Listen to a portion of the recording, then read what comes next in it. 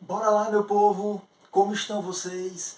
Pessoal, hoje nós iremos estudar núcleo celular. Esse é o tema da nossa aula. Então, direto ao assunto, vocês sabem que a gente costuma aqui ser assim. Então vamos lá, qual o conceito de núcleo? Componente da célula que abriga o material genético. Presente onde? Em células eucarióticas. Então, bactérias, cianobactérias, arqueobactérias não possuem núcleo protegendo o DNA, o material genético. Perfeito? Apenas as células eucarióticas. Funções: armazenar o código genético, como a gente disse, e também comandar as atividades celulares. Essa segunda função, gente, de comandar as atividades celulares, várias experiências já evidenciaram ao longo dos anos essa segunda função. Por exemplo, teve experiência que os pesquisadores pegaram um protozoário de vida livre, cortaram um pedaço dele, separando um pedaço sem núcleo e o outro pedaço aqui de baixo com núcleo. E aí o que foi que se constatou, se observou? Que a parte que mantinha o núcleo intacto, essa parte sobreviveu, desenvolveu todas as atividades celulares. A parte que não continha o núcleo não conseguiu desenvolver as atividades, se degenerou. Perfeito? Então isso foi uma evidência. Teve experiências, por exemplo, pessoal, com algas do gênero Acetabularia.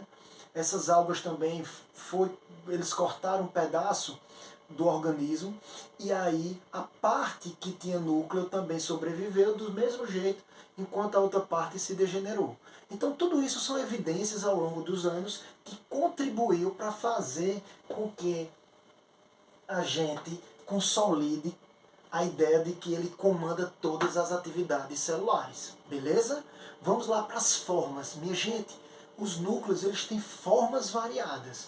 Tem núcleo alongado, tem núcleo mais ovoide, tem núcleo ramificado, tem núcleo arredondado, irregular, elíptico, também tem núcleo elíptico. Então são vários. Aqui eu coloquei, por exemplo, um desenho de um glóbulo branco chamado eosinófilo, que é uma célula de defesa do nosso organismo, presente no nosso sangue. Ele tem um núcleo, olha só, com esse formato. Muitos são trilobulares, possuem 3 lóbulos. Só para vocês entenderem.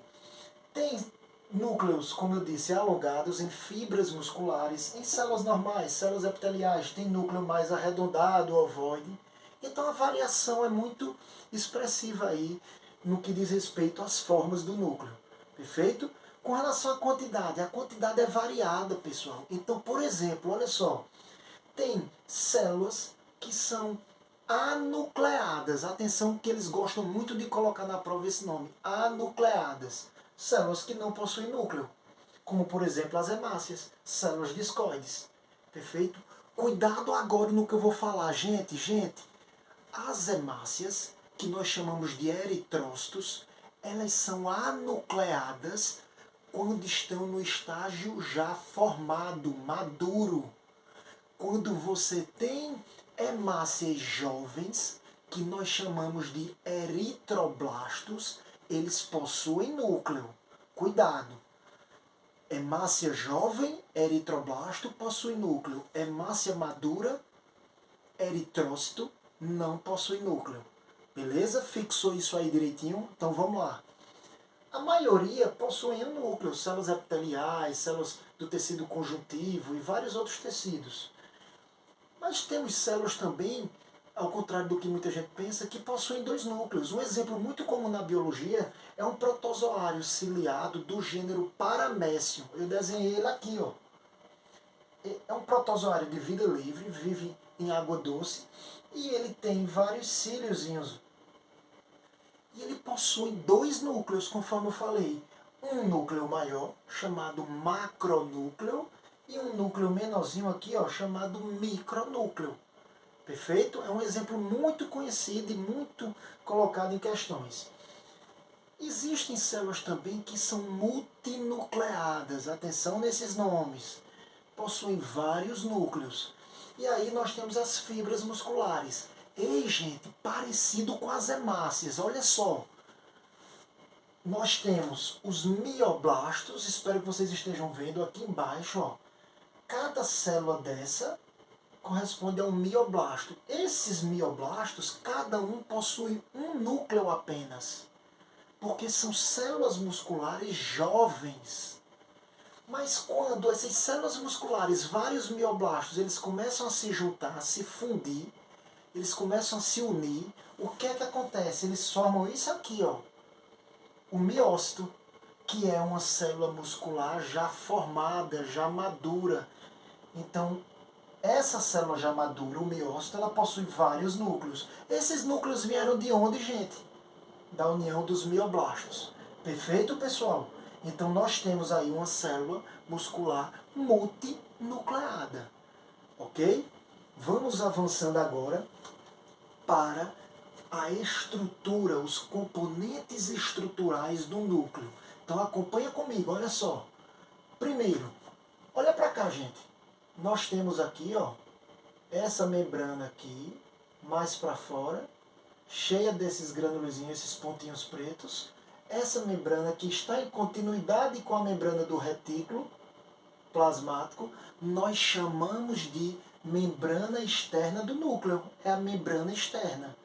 Já um pouco mais para dentro do núcleo, olha, nós temos a membrana interna.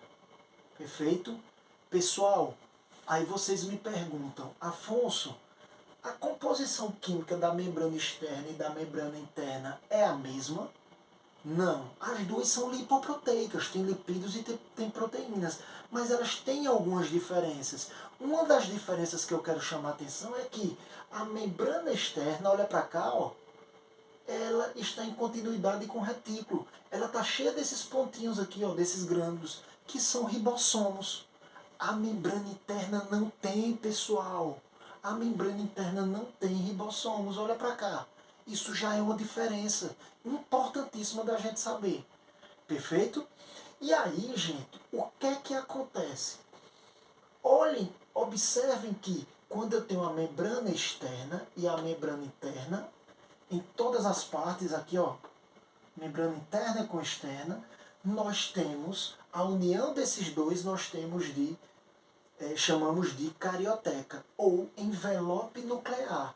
Então, muito cuidado. Muitos autores chamam a atenção para nós não denominarmos como membrana nuclear. Por quê? Porque, na verdade, quando eu falo que isso aqui tudo é uma membrana nuclear, eu estou dizendo como se só tivesse uma camada. Na verdade, existe a membrana externa e interna, então há uma quantidade de duas membranas aí presente. Então, qual é o normal ser chamado? Carioteca ou envelope nuclear? Resolvemos dessa forma. Perfeito? Isso é uma bobagem, mas enfim, a gente é melhor seguir nessa linha. Vamos lá, pessoal. Dando continuidade aqui. Observem bem, gente, aqui, que a membrana externa, em determinados pontos, ela se une, olha, com a membrana interna. Aqui, ó. E aqui também, ó, externa e interna. Então ela vai se unindo em vários pontos. Esses pontos que se formam a partir da união da membrana externa com a interna, nós chamamos essas aberturas aqui de poro. Esses poros, eles são extremamente importantes, pessoal, porque é a partir desses poros que ocorre o intercâmbio, a troca de substâncias entre o lado de fora, está aqui, o citoplasma, com quem? Com o lado de dentro do núcleo. Perfeito? Esse intercâmbio, essa troca de substâncias, ela é regulada, é controlada pelos poros. Para ser mais preciso, ela é regulada pelo complexo do poro. Eita, Afonso, agora complicou. O que é esse complexo do poro? Vem cá, olha só. O poro, gente, ele não é simplesmente todo aberto. Ele possui proteínas que eu coloquei aqui de vermelho, ó, que se fecham e se abrem. É como se fosse uma válvula, regulando o que entra no núcleo e regulando o que sai do núcleo. Perfeito? Toda substância, gente, para poder entrar no núcleo e toda substância para sair do núcleo tem um sinalzinho na sua sequência de reconhecimento nuclear. Quando uma substância... Vamos pegar o exemplo do RNA mensageiro. O RNA mensageiro que está aqui, ele precisa sair do núcleo para poder vir se encontrar aqui no citoplasma com os ribossomos e produzir proteína. Para esse RNA mensageiro sair levando o código genético, ele, ao chegar aqui no poro, ele tem que ter essa sequenciazinha de reconhecimento. Quando o poro reconhece ele, o complexo do poro reconhece, permite que o RNA saia e vá realizar sua função de produzir proteína lá nos ribossomos. Perfeito, gente? A mesma coisa as substâncias que entram. Elas precisam ter sequências que sejam reconhecidas por essa válvula. Então, essa válvula é o complexo do poro, que é um conjunto de proteínas. Perfeito? Que regula, repito, essa entrada e a saída. Beleza, gente? Observem aí de verde, pessoal, que eu coloquei aqui, ó. Abaixo da membrana interna, a gente está vendo umas fibrazinhas aqui, ó, uns filamentos de verde aí, chamados de lâmina nuclear. Essa lâmina nuclear, ela tem proteínas aí filamentosas que vão servir de suporte, vão dar suporte aqui à membrana interna e à membrana externa da carioteca.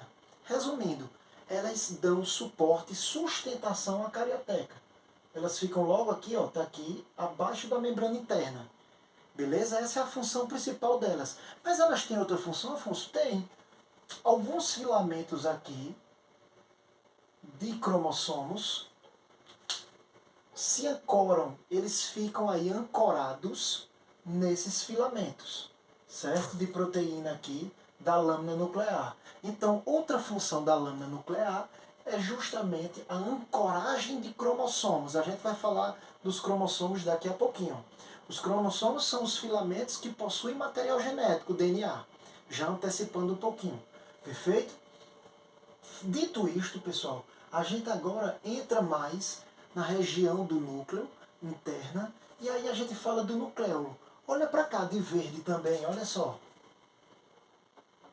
Esse corpúsculo aí denso, que muitas vezes em algumas células eles podem estar em número de 2, podem ter um só ou dois. Eles são chamados, esses corpúsculos densos, eles são chamados de nucleolo. Para que serve esse nucleolo, Afonso? O nucleolo, atenção aqui, ele tem a função de síntese de ribossomos. Ele produz ribossomos. Minha gente, se você bater o olho no núcleo de uma célula e você quiser procurar onde tem ribossomos sendo produzidos, onde é que está a fábrica de ribossomos? Onde é que os ribossomos estão sendo formados? Onde é que tem ribossomos ainda jovens? Aqui na região do nucleolo. Então, nessa região do nucleolo, certo, gente? Presta bem atenção. Está cheio de cromossomos, que eles chamam de cromossomos organizadores do nucleolo. Esses cromossomos organizadores do nucleolo produzem RNA ribossômico. Atenção aqui, vou colocar aqui do lado. RNA e um Rzinho aqui, ribossômico. Esse aglomerado de RNA ribossômico, lembra lá da bioquímica, RNA ribossômico é um ácido nucleico, é o primo do DNA. Esse aglomerado de RNA ribossômico, ele vai produzir, ajudar na produção dos ribossomos, junto com proteínas. Perfeito? Então, basicamente, o que a gente tem que entender é que onde há ribossomos sendo formados no núcleo, na região do nucleolo. Perfeito? A partir de que cromossomos? Cromossomos organizadores do nucleolo. E quais são as substâncias que formam os ribossomos? RNA ribossômico, junto com proteínas. RNA ribossômicos mais proteínas. Perfeito? Mais proteínas. Então não esquece isso aí, também importante. Pessoal, todo esse emaranhado aqui, olha só, gente, todo esse espaço aqui, melhor dizendo, puxando para essa setinha, eu gosto de acompanhar bem aqui, ó. Acompanha aqui o pincel, ó. Nós chamamos todo esse espaço aqui, contendo líquido, de nucleoplasma. Nucleoplasma ou cariolinfa, também é muito comum. Ou então, gente, tem para complicar a vida da gente mais um nome, suco nuclear. O nucleoplasma, cariolinfo ou suco nuclear, consiste num líquido viscoso aqui, não tão viscoso assim, certo? Mas é um líquido que contém enzimas, várias enzimas aí, moléculas de RNA, que a gente já falou, íons e tantas outras substâncias, como os nucleotídeos, para formar o DNA, por exemplo. Então tem muitas substâncias aí nesse líquido interno aqui do núcleo, no nucleoplasma. Perfeito? Não esquece os outros nomes. Cariolinfo é o mesmo que nucleoplasma e suco celular também. Ok? Só reforçando isso. Pessoal, dito tudo isto aqui, a gente entra agora nesses filamentos aqui, ó. Vocês viram aparecendo umas cobrinhas aqui, ó. Vários filamentos aqui. Esses filamentos nós chamamos, esse conjunto de filamentos, melhor dizendo, deixa eu corrigir, esse conjunto de filamentos nós chamamos de cromatina. Atenção agora, cromatina, certo? Essa cromatina nada mais é do que o conjunto de filamentos dentro do núcleo, como eu acabei de falar. Mas esses filamentos são cromossomos, pessoal. Esses filamentos são cromossomos, ainda individualizados, pouco condensados. Eles estão condensados, mas não estão muito condensados, eles são poucos condensados, certo? Então, repetindo, quem são esses conjuntos de filamentos? Nós chamamos de cromatina. Cromatina está aqui embaixo, conjunto de filamentos, filamentos que nós chamamos de cromossomos presentes no interior do núcleo, ok? E aí, o que eu quero que vocês entendam agora é o seguinte, é que a cromatina, que é esse conjunto de cromossomos aqui, conjunto de filamentos, a cromatina, ela pode ser dividida em duas. Existe a eucromatina e, perdão, aqui, a heterocromatina. Vamos entender cada uma? Preste atenção. A heterocromatina, ela está aqui, ó. E a eucromatina, acompanha a seta, são esses aqui, ó. Qual é a diferença que vocês estão observando aí, pessoal? Dá um zoom aí direitinho para vocês verificarem. Se vocês perceberem, a eucromatina, ela é uma cromatina, olha para cá, menos condensada. Ela não está tão condensada, ela está mais clara, como se ela fosse mais fina. Perfeito? Ela é menos corada. Quando a gente coloca o corante no núcleo lá, essa eucromatina, ela não vai absorver muito corante. Isso foi descoberto por vários citologistas há anos atrás, muitos anos atrás. Beleza, gente? Então, só entende isso. A eucromatina é a cromatina menos corada, a menos condensada. Já, olha para cá, ó, a heterocromatina é a cromatina mais escura. É a cromatina mais, ó, corada. É a cromatina que absorve mais corante. E aí ela é mais condensada. Perfeito? A união da eucromatina com a heterocromatina, esse conjunto eu tenho quem? Está aqui embaixo, a cromatina. E quem são, repito, quem são esses filamentos? São os cromossomos. Que a gente vai esmiuçar os cromossomos a partir de agora. A minha intenção é focar os cromossomos nesse espaço aqui. E é isso que a gente vai ver agora. Bora lá então, pessoal. Nós temos aqui, olha só, a carioteca, que a gente já conheceu.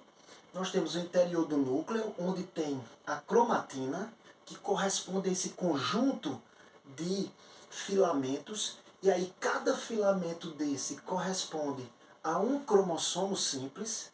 E aqui é onde tudo começa. Nós iremos agora ver esse cromossomo simples, ele ampliado. O que é que tem nele? Ele vai ter uma dupla hélice de DNA com proteínas histonas. Mais uma vez, gente, se eu pego ele aqui, um cromossomo desse, e eu amplio, eu vou ver DNA com proteínas histonas. Afonso, explica melhor isso. Como é que seria a gente visualizando isso? Olha para cá, essa estrutura aqui. Nós temos a molécula de DNA toda em azul, se enrolando em espaços regulares, enrolando-se em glóbulos que estão de verde aqui, chamado glóbulos de estonas. Cuidado que cada glóbulo desse possui 8 tipos de estona. Não corresponde apenas a uma estona, são 8 tipos em cada glóbulo verde desse. Perfeito, pessoal? Então, se eu tirar, por exemplo, aqui um pedacinho aqui, eu só vou ter a dupla hélice de DNA dessa área aqui. Olha ela aqui. Lembra a dupla hélice que tem aqueles nucleotídeos, né, aquelas bases nitrogenadas, adenina, guanina, citosina, aquilo tudo. Perfeito, pessoal? Então, o que é que acontece?